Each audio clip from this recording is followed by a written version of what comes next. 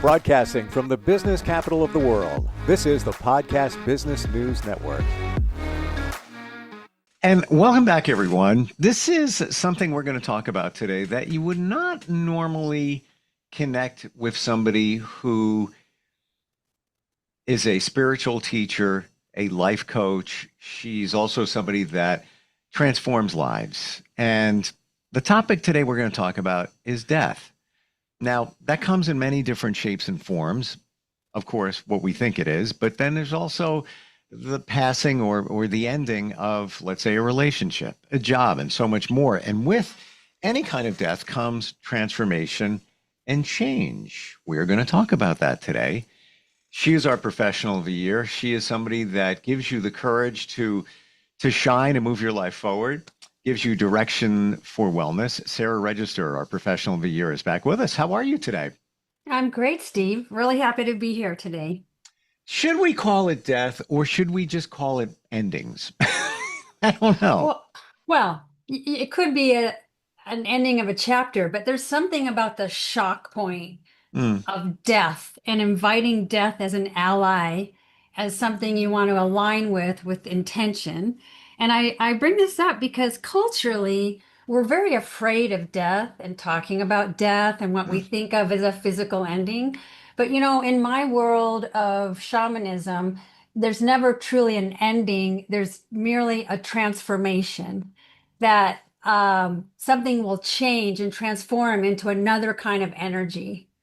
And so this is where many times we get fear triggered about the hard stop of something being complete and having that gap or empty space of what will be missing. And so that's where someone can really be caught in the devil you know, or complacency, not ready or willing to take the steps to really let go of something so that you can transform your life in a more positive way, or a Mhm. habit or pattern or inner dialogue.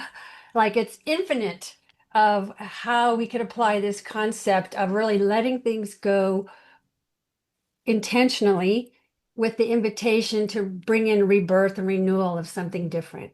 Wow. Looking at it in a different way, yes, anything associated with death is usually not very positive, or that's the view, the initial view of it.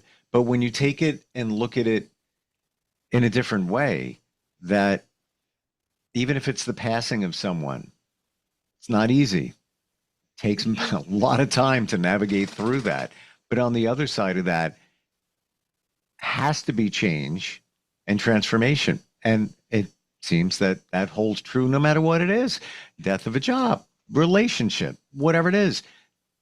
I never saw it that way, that there is Mhm. always going to be a change and transformation, no matter what.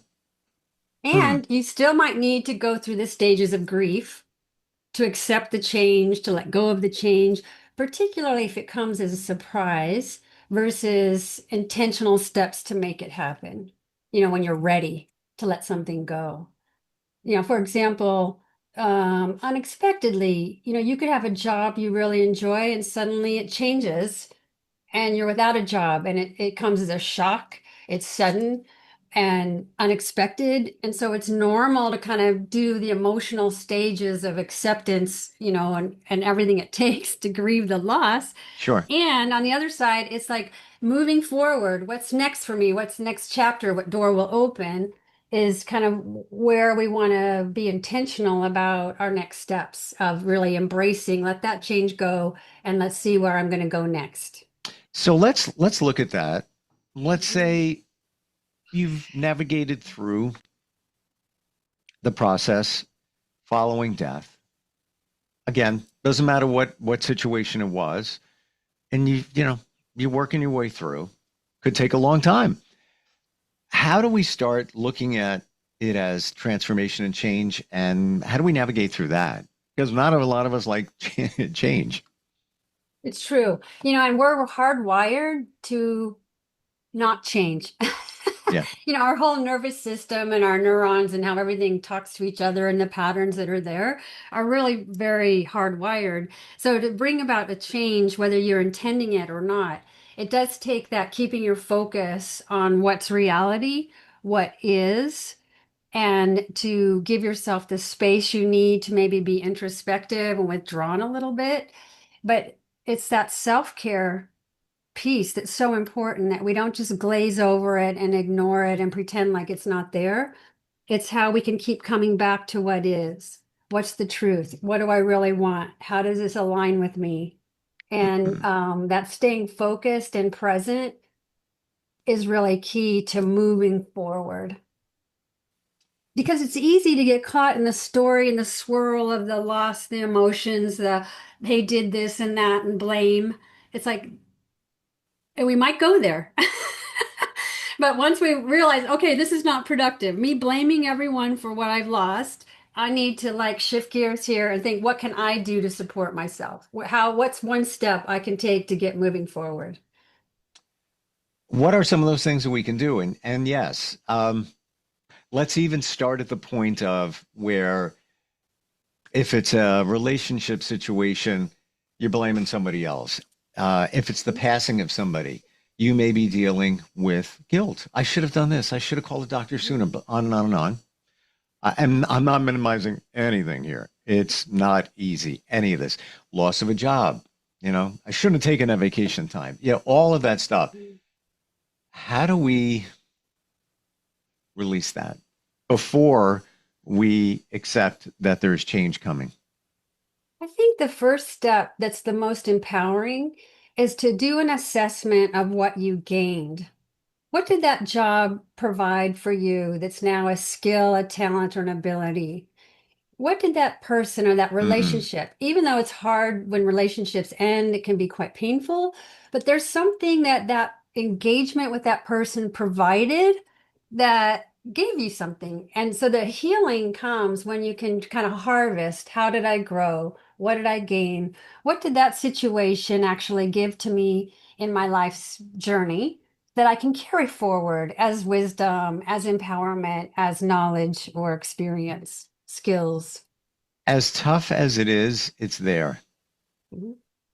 It is. And I believe it's somebody like yourself that helps us see that. Um, been through it, a relationship ended, didn't go well, wasn't expected. However, when I look back on that situation, I see the wins Mhm. and resilience, you know, courage, faith, all of that. And I probably would never use those words prior to that event. What? Ex- Exactly. I mean, some of our greatest growth opportunities, I would say, this is what I learned from my coaching clients. Like we live so much of life through our work engagement, through our relationships, that there's a huge amount of growth that we do through the course of engaging with another in a relationship in our life, whether it's romantic or a work relationship. Like we're always kind of mirrors to each other, reflecting to each other, rubbing against each other. And so there's something about the engagement, and when it changes, that you have the opportunity to stay mad, pissed off, blaming, and negative. Or you could turn around and say, well, really, even though that chapter's finished, I really got A, B, and C from this situation or this person, that I wouldn't have had this experience had I not engaged fully Mm. and been with the reality that we lived together. So let's say you've gotten to that point, you realize what positive came from a challenging situation. Mhm. You're standing at the crossroads here Mhm. of change and transformation. Where do we go next? Forgiveness. Forgiveness is such an essential piece. And you know that you're really moving forward and ready to heal when you're willing to forgive yourself for Mm. lessons learned, mistakes, words you spoke or didn't speak, as well as forgiving the other person for how the circumstances were when it ended. This forgiveness is really kind of the secret sauce to bring that healing. Hmm. Never even thought of that one. And it exists in everything. I'm scanning my mind right now of every situation that could be an ending, death of something. And as I scan my mind, forgiveness is there. Kind of what we were saying before. I should have called the doctor sooner for them. I should have spent more time with them. You need to forgive yourself. Hmm. Yeah, and all of it. Wow. Yep.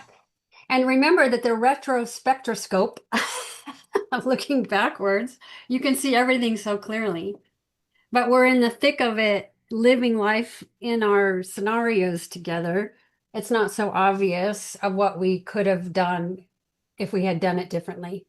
And Hmm. so this is the key here is now that I can see what I see now, how can this be the wisdom that I can carry forward, that I can do it differently next time, that I don't have to keep rinsing and repeating those same patterns, those same lessons over and over, bringing it to the next job or the next relationship, truly been there, done that, got the t-shirt should be our mantra when we've truly integrated what that loss is in a way that we can step out of the loss circle and step into the gain circle.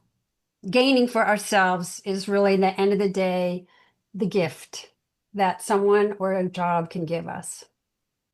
How do we accept that change that's coming? We said we're not big fans of change. What do we do? How do we uh, how do we accept that?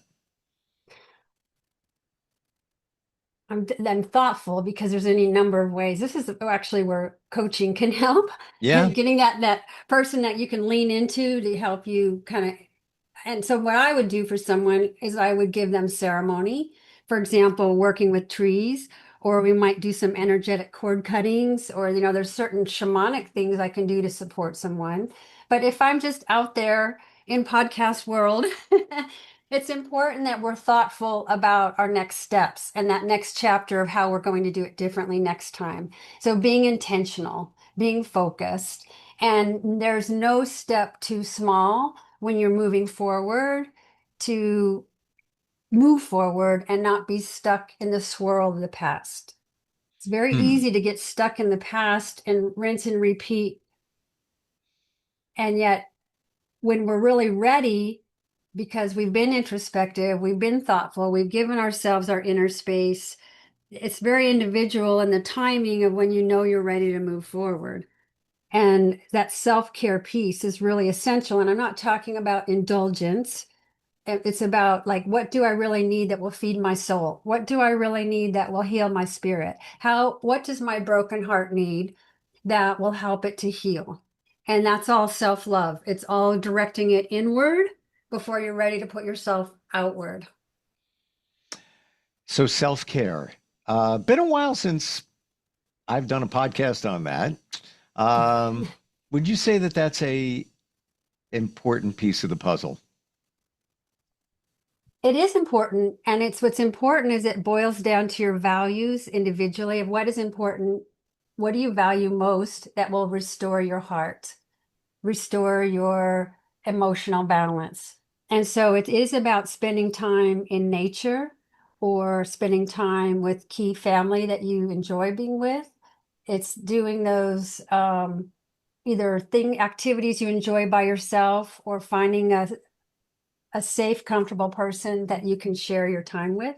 So it's Mhm. very individual, but it's something that fuels your heart's desire is how you bring healing to your heart. So it's variable from person to person of what that would look like.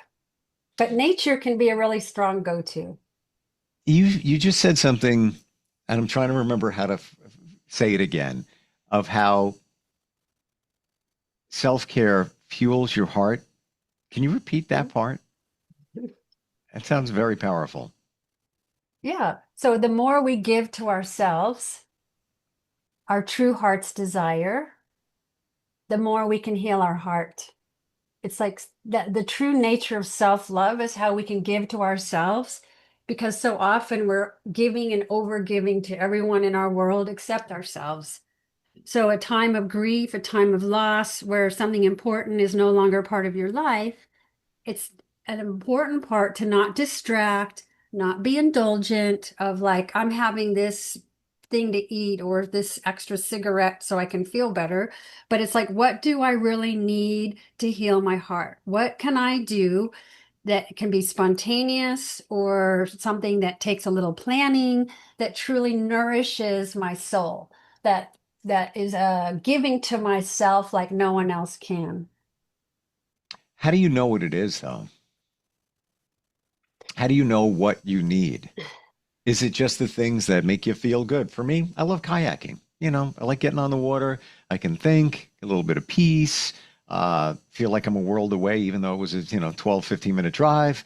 Um, yeah, that's one thing that comes to my mind. But how do we search within to know that, yeah, this is what I need? This can help. Yes, it's interesting because I work with people that have never even thought about their heart's desire. They don't even know what should be on the list. Wow. And it's not bucket list. It's more like the simple pleasures like hobbies. It could be doing puzzles. It could be in the garden. It could be some kind of crafting.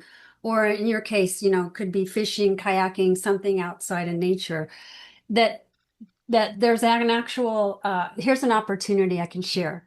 So if someone doesn't really know what is the heart's desire, how they can give to themselves, there's a simple exercise that you do one thing that's pure heart's desire a day, nothing too small, one heart's desire per day for 30 consecutive days. And if you miss a day, you start over at day one until you can sustain 30 consecutive days of one activity a day that's pure heart's desire. That's how you train that muscle. Wow. Heard somebody speak about this recently, but I don't recall it being connected to your heart's desire. But he was talking about something you should do every day. And if you don't, you start at the beginning again. I wonder if it was the same exact thing. So let's break that down a little bit more. So every day is a different activity that, to your heart's desire. Is that what we're talking about? Mhm. Does And it it's have? not bucket list. It's got to be simple, small things. Yeah, yeah. It could be I'm getting a massage tomorrow, Yeah. or it could be I'm gonna go home and cook a steak. I haven't had one in like 2 months, and Yeah. all right, I'm gonna pick it up and do it. Hmm. It'll make me feel good. I like it. Uh, Yeah. It could be like a bubble bath or coffee with a friend. right. Okay. It's like it's unlimited, but that when I'm engaging in this thoughtful, mindful approach to what does my heart desire, there's something about that being present with yourself, tuning inward and paying attention. Even in the moment, something might come up like, oh, there's a bookstore. I want to go browse in there. Hmm. It could be so simple.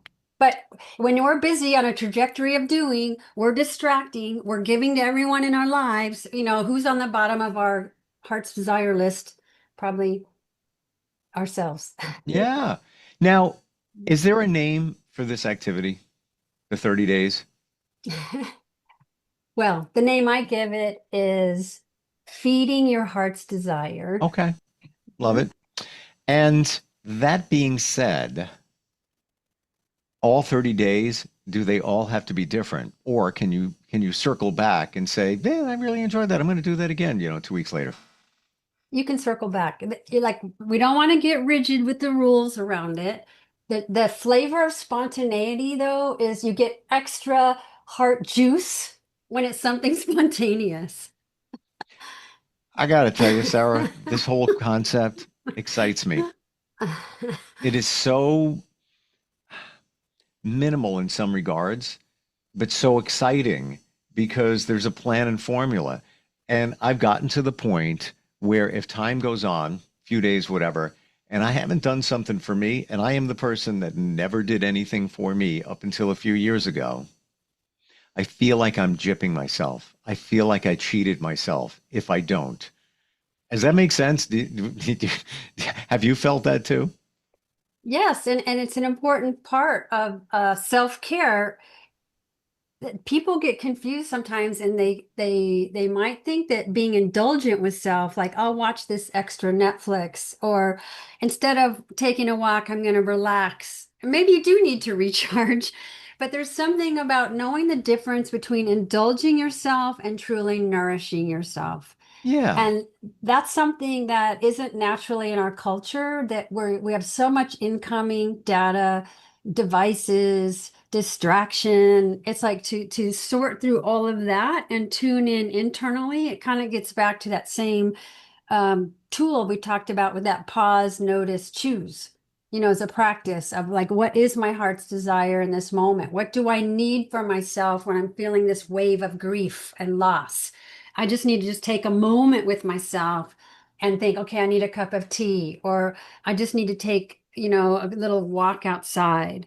That we have to catch those moments of as loss and grief can come in waves. It's not always smoothly moving forward. And so we want to really pay attention to these cycles that we go through and know how we can give to ourselves in the moment to nourish our heart. I believe many of us forget how impactful even a little thing is. There's been times where I'm working all day right here and I have a little bit of a break. And I'm not exaggerating when I say I might have 7 minutes. Depends on what's going on. And I'm like, I'm walking down those stairs and I'm walking outside. And all I do is just stand and just listen to traffic, birds, wind, whatever it is. And just that little piece, I feel like, Steve, I gave you something. Well, I threw you a breadcrumb. It's amazing how that can make such a difference.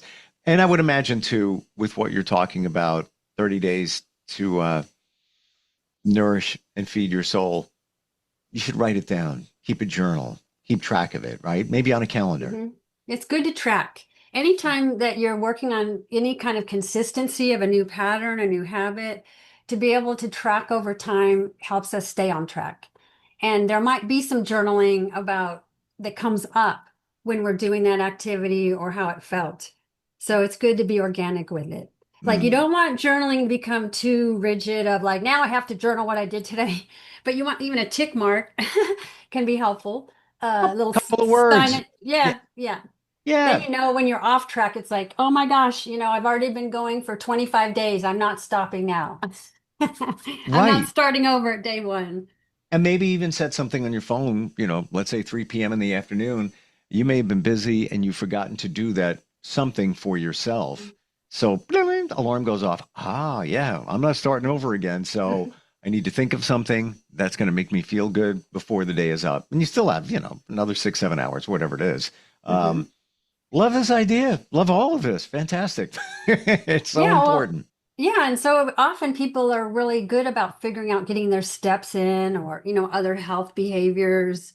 But this is like heart health in a sense of your emotional balance and how to coast through those rough waters of change and loss, but with kind of a way to kind of tactically move forward. Love it. This is just a piece of the insight that you offer. You've got You're an author, books available, all on your website. How do we find you, Sara? But the easiest way is to go to my website, directions, the number 4wellness.com, and there's a contact button. You can reach right out to email me. And directions4wellness.com is how you can see what I offer. And in my book, The Courage to Shine, How to Feel Confident Outside Your Comfort Zone is available on Amazon Books and Audible Love and it. Apple Books. Yes, so you can find my voice here in the Audible or in the book. All my tips, even what we talked about today, is in this book. So it's all there. As it should be, because it's fantastic. Really, this is, things that we don't see or the angle we don't see, and that's where you come in. That is Help my us. expertise. It really is. It's your superpower. And I've sit here and I'm like, well, that's pretty easy to do. Why didn't I think of that? But those are the best ideas. And sometimes we don't have them ourselves. That's why we have professionals we call upon. Thank you so much for today. Really appreciate it. And I'm going to get going on that. I really am. All right, then. You can check in on me later and see how Appreciate you're it. doing. Okay. All right. We'll talk next time.